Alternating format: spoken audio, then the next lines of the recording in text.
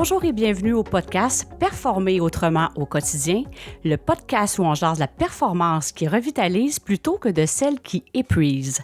Aujourd'hui, la thématique, est-ce que vous connaissez le stewardship?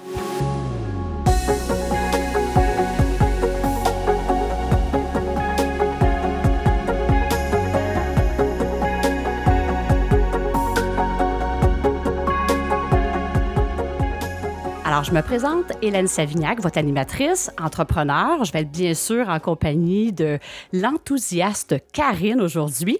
Et avant tout, je dois vous remercier. Il y a deux raisons qui me rendent vraiment débordante de joie aujourd'hui. Un, le podcast voyage un petit peu partout à travers le monde. On est présent en France, en Colombie, aux États-Unis, à d'autres endroits au Canada, autres que le Québec, et en Grande-Bretagne.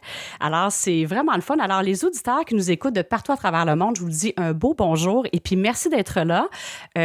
C'est vraiment vibrant de voir que ça prend de l'expansion, ce projet-là. Et aussi, je dois remercier Pierre-Daniel, un de nos auditeurs qui est en France et qui a donné des bons commentaires sur le podcast sur la plateforme LinkedIn. Alors, n'hésitez pas à justement dire vos commentaires, à partager les sujets qui vous inspirent. C'est vraiment, de un, ça me remplit de joie de vous lire et c'est une façon aussi de faire, d'agrandir la communauté du podcast Performer autrement au quotidien. Alors, si ça vous inspire, ça part bien vos semaines, alors n'hésitez pas à le partager à d'autres personnes autour de vous. Alors, merci et n'hésitez pas. Et vous pouvez aussi aller vous abonner sur la chaîne YouTube et mettre des étoiles sur iTunes. C'est une autre façon aussi de faire rayonner le podcast partout à travers les différentes plateformes. Alors, Karine, comment vas-tu aujourd'hui? Ça va super bien!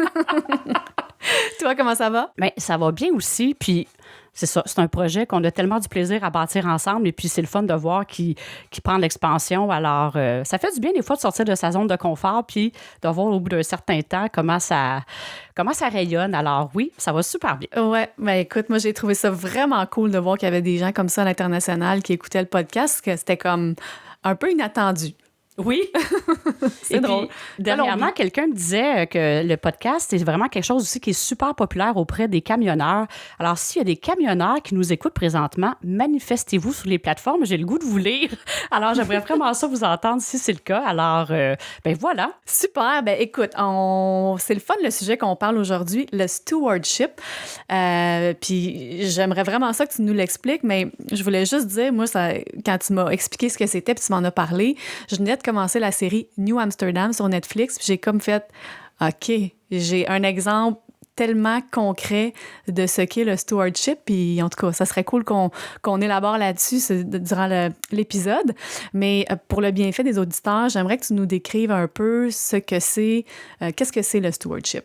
Bien, merci de poser la question. Puis Karine, tu as tout le temps des super inspirations. Justement, ça faisait un petit bout de temps, j'avais plus trop de séries que je suivais sur Netflix. Tu me parles de New Amsterdam, puis on va en parler au courant de l'épisode. La série est excellente, puis c'est tellement aligné avec la vibe du podcast de Performer autrement au quotidien que c'est vraiment un wow et ça l'introduit tellement bien le sujet du stewardship. Dans le fond, le stewardship, quand on y pense, c'est vraiment d'être au service de. Quand on pense au steward, dans un contexte peut-être plus de vacances, t'es dans l'industrie du voyage aussi, tu connais bien ça, c'est vraiment plus quelqu'un qui est au service pour nos différents besoins. Alors, on a déjà parlé dans un épisode précédent du changement de paradigme du leadership. Et là, dans le fond, qu'est-ce qu'on est en train de parler? C'est que le leadership, il est vraiment en train d'évoluer et d'aller vers le stewardship. Donc, le leader, le dirigeant, au service de l'équipe.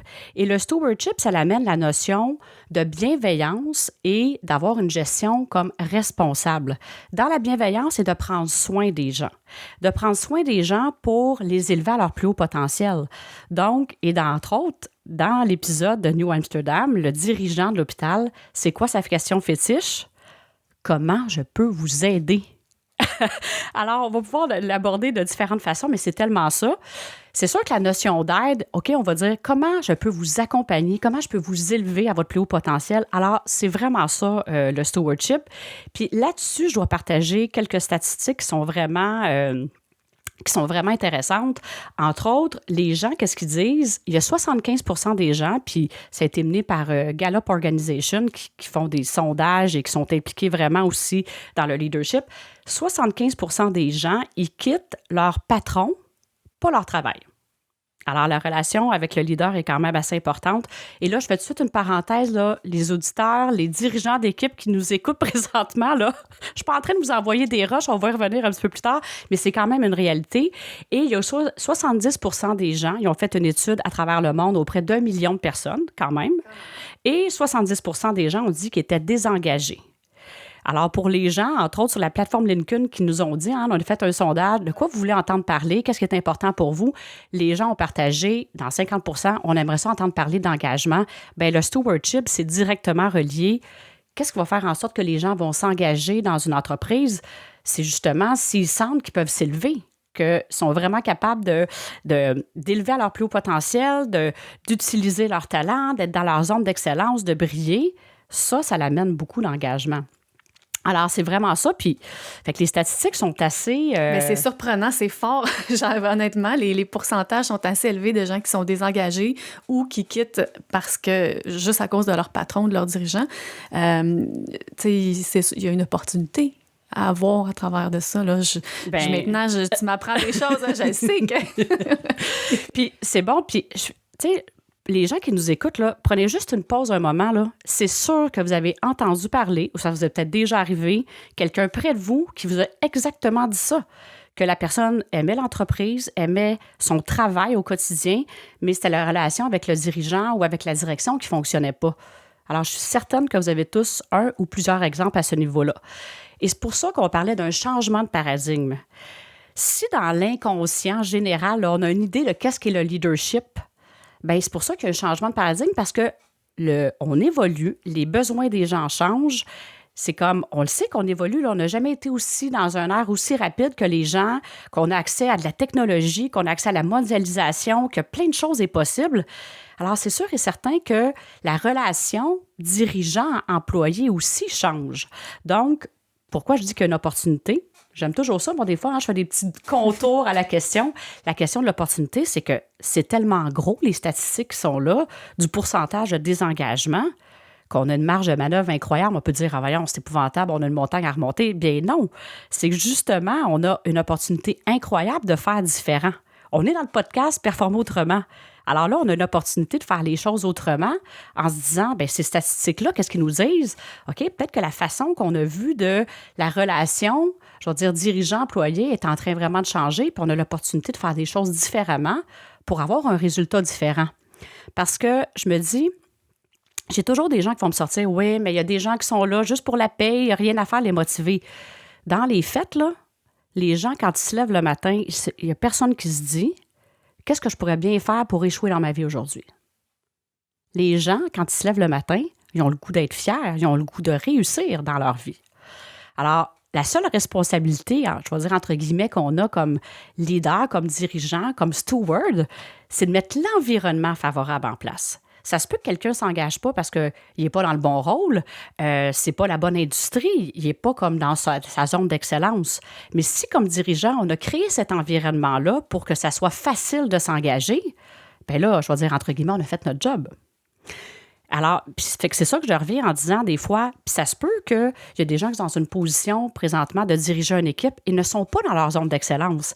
Quand on a parlé de la trilogie entrepreneuriale, là, l'expert, le manager puis le visionnaire, c'est sûr quelqu'un qui est plus dans un rôle que sa zone d'excellence est plus dans l'aspect visionnaire, le style visionnaire puis le style expert, bien si la majorité de son temps, il est en train de diriger une équipe, peut-être que ça ne sortira pas le meilleur de la personne. La personne ne sera pas la meilleure version d'elle-même. Fait que c'est pas une question de on est une bonne personne ou pas une bonne personne, mais quand on n'est pas dans le bon rôle des fois, bien, on n'est pas dans notre zone d'excellence. Alors, c'est tout ça qui est un petit peu remis en cause, mais en même temps, c'est-tu pas magnifique? On a de la clarté sur, OK, là, présentement, comment on fait les choses? Les gens ne sont pas engagés. Bien, je peux faire des choses différemment pour que ça change. C'est facile à dire différemment, tu sais.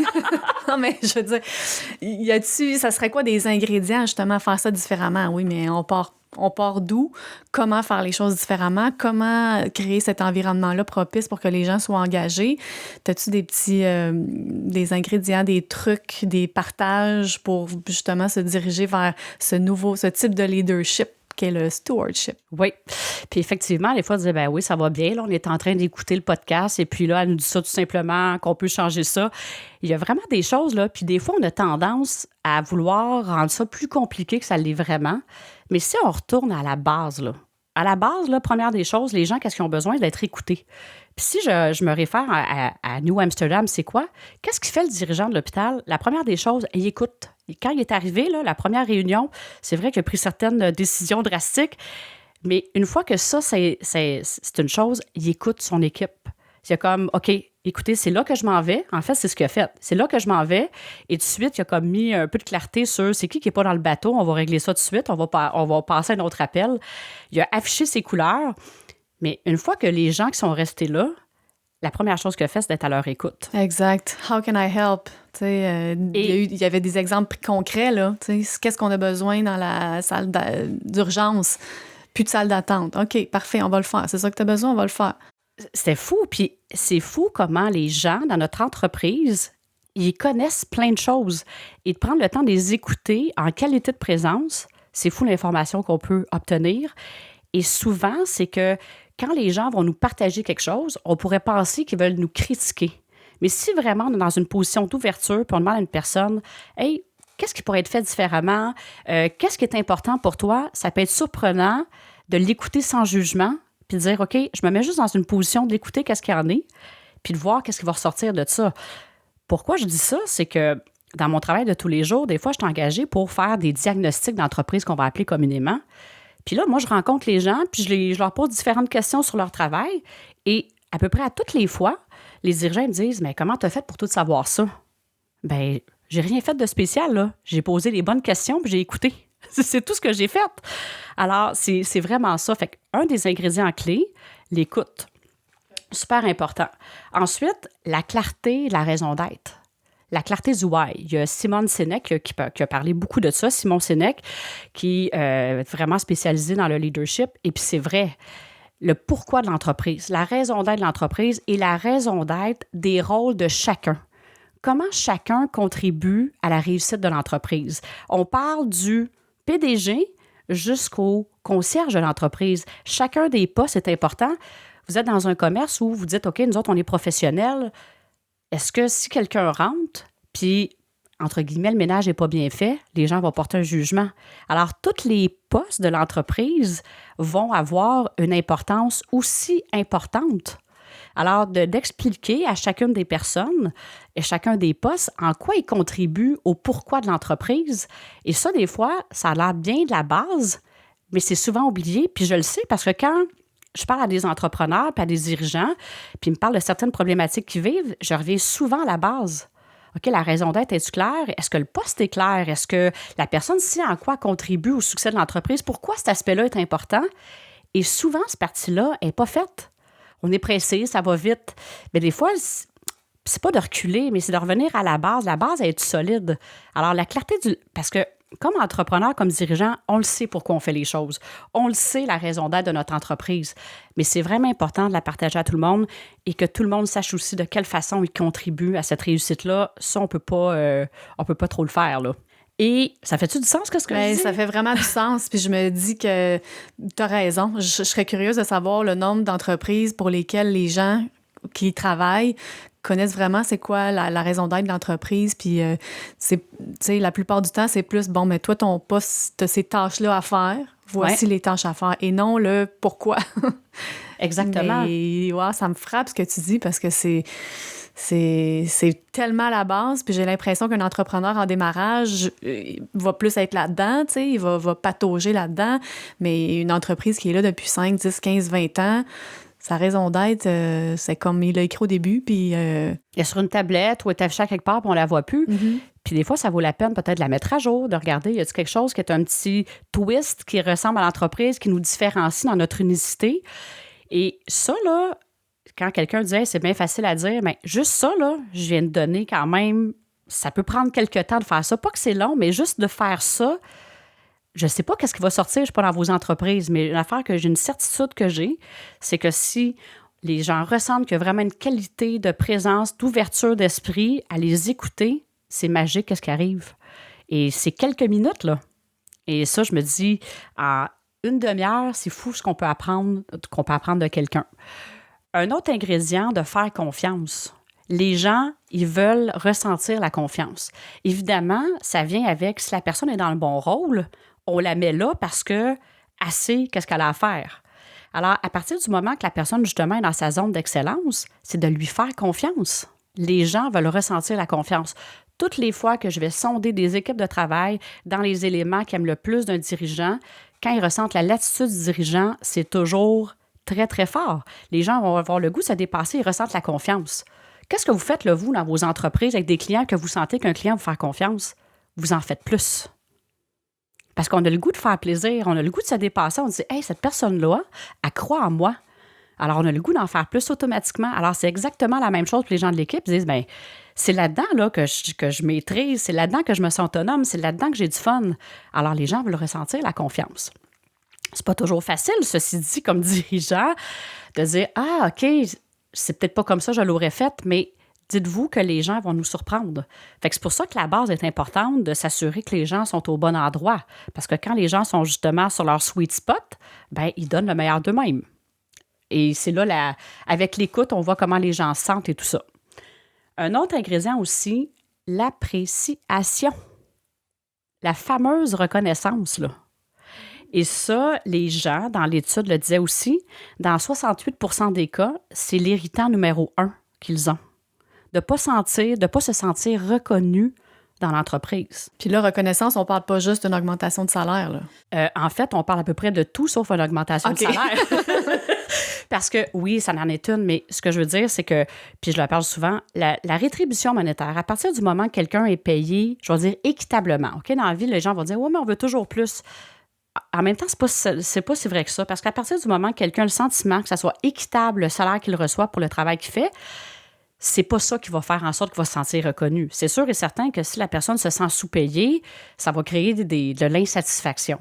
Mais à partir du moment que dans le marché, pour le degré de responsabilité, que la personne dit « OK, ça fait du sens », c'est pas cette reconnaissance-là. On parle de se sentir reconnu pour le plus qu'on va donner, d'avoir un merci une fois de temps en temps. Puis c'est ça, la performance. On pense que ça doit être difficile puis compliqué que ça donne des résultats. La reconnaissance, c'est gratuit. C'est gratuit de dire merci à quelqu'un. C'est gratuit, c'est facile. Puis je pense que plus on le fait, plus c'est naturel. Oui, parce que, puis ça encore là, je dis souvent ça, il n'y a pas de cours à l'université pour dire apprendre à comment critiquer son prochain. Parce que pourquoi? On est tous des experts naturels pour voir qu'est-ce qui ne marche pas. Mais si on commence à développer ce réflexe-là de voir qu'est-ce qui va bien, pas se mettre des lunettes roses.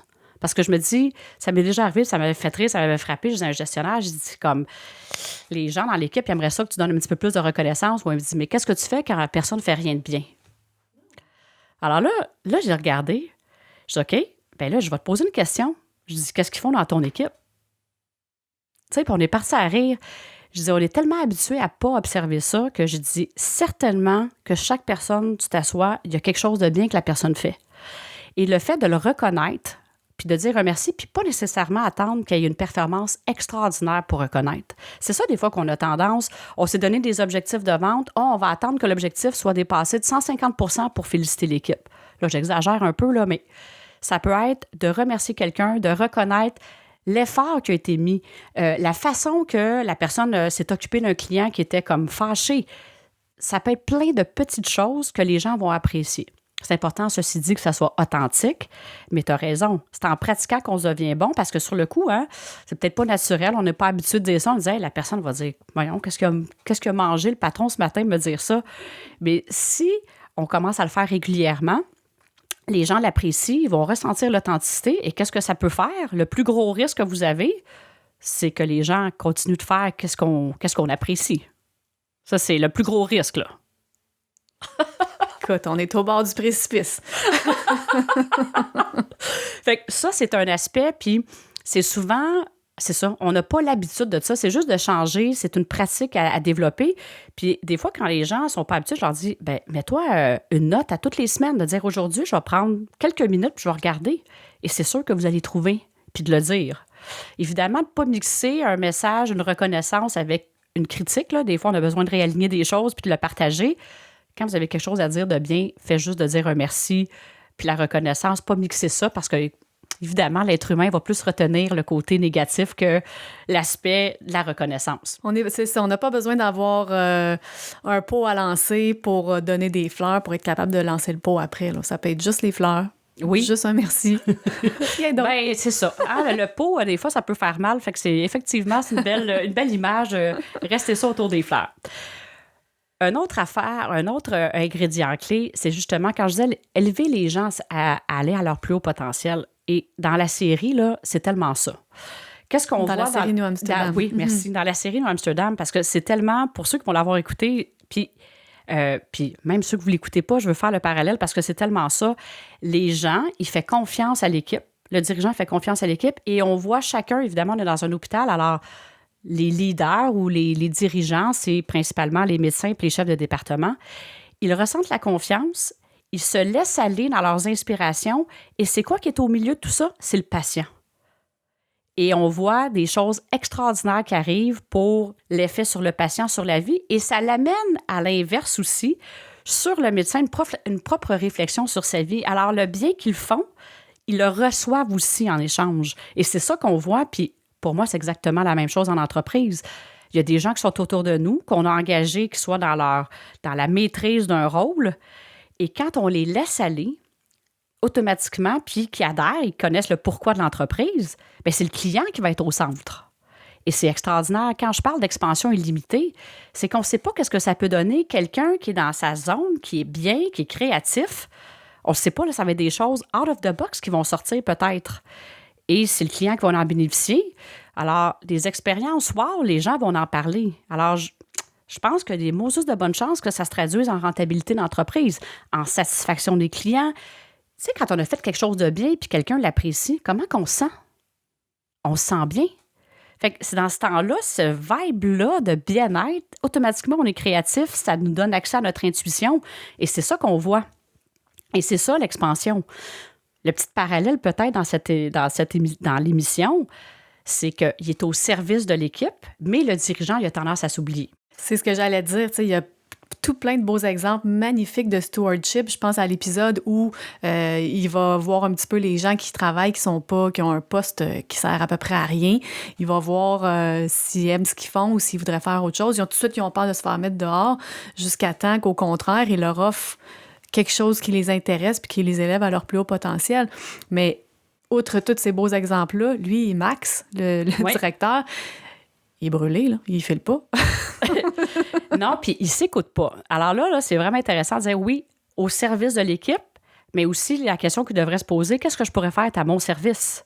Mm-hmm. Alors lui, il a tendance à s'oublier. Évidemment, c'est une série télé, en tout cas une série sur Netflix, mais ça, c'est vraiment important, le dirigeant, le masque oxygène, de garder le masque oxygène, ne pas le mettre juste aux autres, parce qu'effectivement, on ne sait pas, on va voir au fil de la série, mais il s'en va un petit peu vers l'épuisement en voulant tellement un petit peu se sacrifier pour les autres. Alors, c'est ça qui est un peu, je veux dire, malsain pour le dirigeant. On n'est pas obligé d'aller là quand on est au service de l'équipe. Il faut aussi occuper notre espace comme dirigeant et se poser la question, là, je suis en train de me sacrifier ou je suis en train vraiment de mettre des choses en place pour que les gens s'élèvent à leur plus haut potentiel. Puis ça, là, c'était tellement puissant, l'exemple que tu as donné.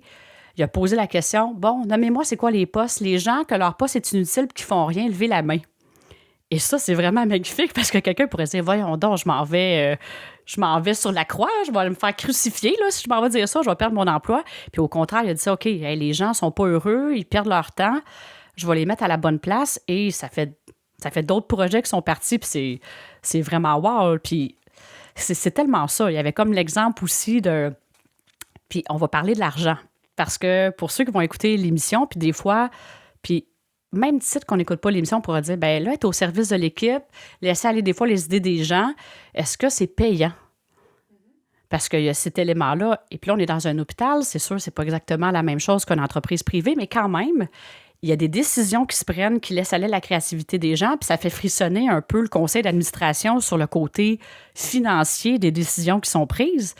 Mais en même temps, oui, peut-être d'un côté, il y a comme la tête dirait, elle va pas là, mais d'un autre côté, quand il a organisé la soirée bénéfice, il y a des donateurs qui ont donné plus qu'avant parce qu'ils ressentaient à quel point c'était vibrant, que les patients, il y avait des histoires extraordinaires qui se passaient. Alors, la ressource est arrivée différemment. Puis c'est ça aussi, Performer autrement, c'est, on ne le sait pas toujours, on a une façon de dire, OK, les revenus arrivent de telle façon, mais ça se peut qu'ils arrivent d'un autre service, d'une autre façon dans l'entreprise. C'est sûr et certain que quand l'expérience est wow pour les employés et pour les clients, automatiquement, la rentabilité est au rendez-vous. Et c'est d'ailleurs, c'est prouvé que les gens engagés dans les études du Leadership Council, que les entreprises où les employés sont engagés, ils font 3 fois plus vite des profits. Je suis pas surprise. Ouais. Ça se traduit en chiffres. Et les employés hautement engagés aussi, dans 87 % des gens, restent. Alors, comment ça coûte là, le turnover d'employés? C'est épouvantable. Ça coûte vraiment beaucoup d'argent. Là. Ça peut coûter jusqu'à 1,5 du salaire annuel de quelqu'un quand quelqu'un est en emploi puis est remplacé. Donc, c'est vraiment aussi une question. Les gens sont bien, puis en plus, c'est payant pour tout le monde. Alors, même financièrement. Fait que là, on a fait un espèce de détour avec les ingrédients clés, mais si je fais comme un résumé, il y a l'élément de l'écoute, il y a l'élément de la confiance, il y a l'élément de s'élever à son plus haut potentiel, il y a l'élément aussi de le pourquoi et il y a l'élément de l'appréciation. C'est un beau petit melting pot d'ingrédients que je trouve qui peuvent tellement... Et moi, ça m'inspire. Ça m'inspire beaucoup, le stewardship. C'est un nouveau mot que je vais intégrer. Puis, j'ai pas l'habitude de faire ça, mais il y a une citation de Richard Branson que j'aime beaucoup. Et je vais la dire en anglais pour la traduire, mais c'est « Train people well enough so they can leave ».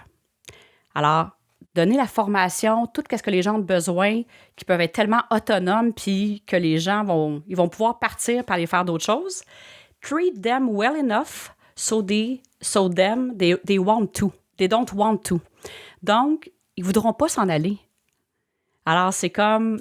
Attends, train people well enough so they can leave, oui. But treat them well enough so they don't want to. Ils ne voudront pas s'en aller. Écoute, ils vont donc...